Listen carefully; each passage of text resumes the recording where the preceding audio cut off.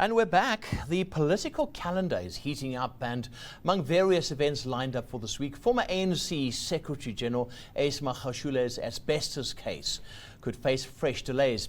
Hajra Omarjee is the political editor of Business Day and joins us. Now, Hajra, that's just one of many stories coming up. Let's start with this. Are we ever going to see a conclusion to this case?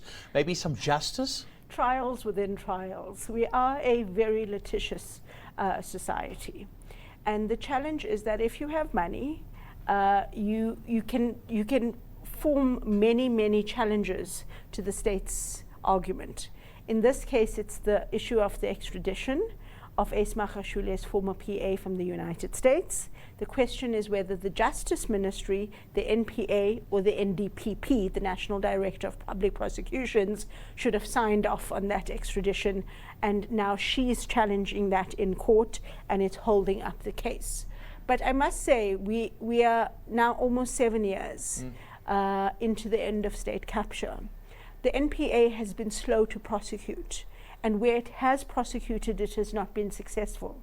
Ace Magashule being one example, Zizi Kodwa being another example. Yeah. What we are waiting to see is the impact that Advocate Mutibi from the Special Investigative Unit has on the NPA, because he has, in terms of his reports, been a lot more brazen in terms of his findings, and also managed to recoup some money through the special tribunal. Whether we'll see that brazenness brush off and more high-profile names being prosecuted. 7 years is simply too long to wait for corruption to be prosecuted. Graft is difficult to get a guilty verdict on, but surely we've got to do something. Yeah, that has been the big thing about the NPA, that they didn't have the skills that goes with this, that you saw with the State Capture Commission report afterwards. It was like, what do we do with this now? We've got Matlanga now, and that's been explosive. Are we going to see prosecutions there? Well, the state not having the capacity, did that mean they had to re-adjudicate, reinvestigate every single case where we spent over R1 billion on the Zondo inquiry and the subsequent findings? I think that is unfortunate, but surely 7 years in, the state should have built the forensic capacity to be able to put a case to court, and so far they've not been successful. Yeah, where are we with the Matlanga Commission of Inquiry? So it's resuming this week. I think the first phase was about testing General Mkhwanazi's allegations to see if there was truth to them, and now we are expected to go broader than just Mkhwanazi's allegations. A very clear picture has been painted that especially the police in Gauteng are running syndicates. They're not working for us. I think it might require a complete reform of the justice system. Because if you see what happened with the city of Ekurhuleni, I didn't expect that. I thought it was about Mkhwanazi, I thought it was about his press conference, and all of a sudden we hear about a person who was tortured, beaten to death and thrown into a dam. We've had one person assassinated so far. I mean, this is bizarre. It seems as though the police are the most corrupt in our society. And it seems as though they are not working to protect or to serve us, but they are working to serve syndicates. They are gangsters, which include the politically elite. And I don't know what the answer is, but it will be interesting to see what Matlanga's recommendations are. Do we have any time frames here? Because I remember with our president saying, oh, we're going to wrap this up in a couple of months. That was last year. Let me tell you a little secret about politics. Commissions of inquiry are there to quell public outrage. We've had a number of commissions of inquiry, from the Kompepe Commission all the way up to Zondo, and most of the findings and recommendations have not been implemented. Sure. Right, let's change tack a little bit. It's the year of the municipal elections. We've got parties, had the ANC gathering. We saw their January 8th statement. We've got the DA now getting together, and John Steenhuisen seems to have some credit card problems. How are you looking at this year? What are you looking at? Steenhuisen's credit card has been paid, which is why the DA cleared him.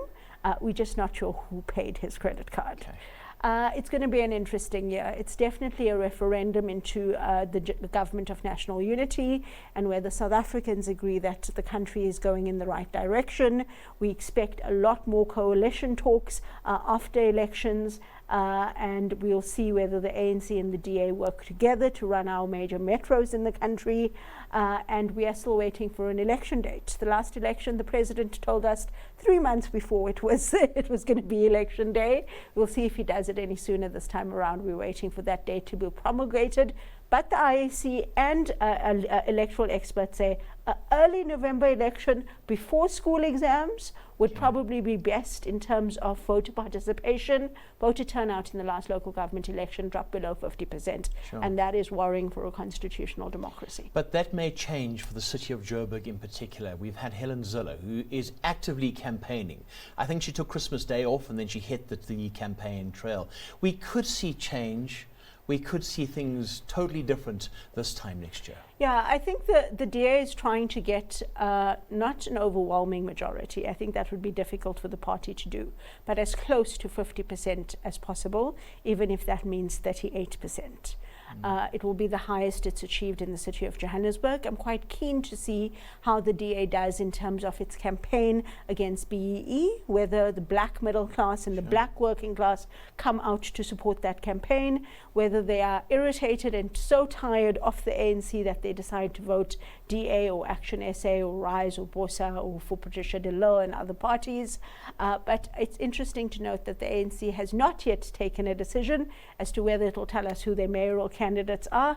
Threatens to send big names to be its mayoral candidates every elections. We're still waiting 20 years later for it to materialize, as the party has not shown any signs of backtracking on its electoral losses or reversing its electoral losses where it's lost support at the polls. Every Monday I'm looking forward to speaking to you and the team right here on Business Lunch. Thanks, Hajra. I appreciate you taking the time. That was Hajra Omarjee, political editor of Business Day.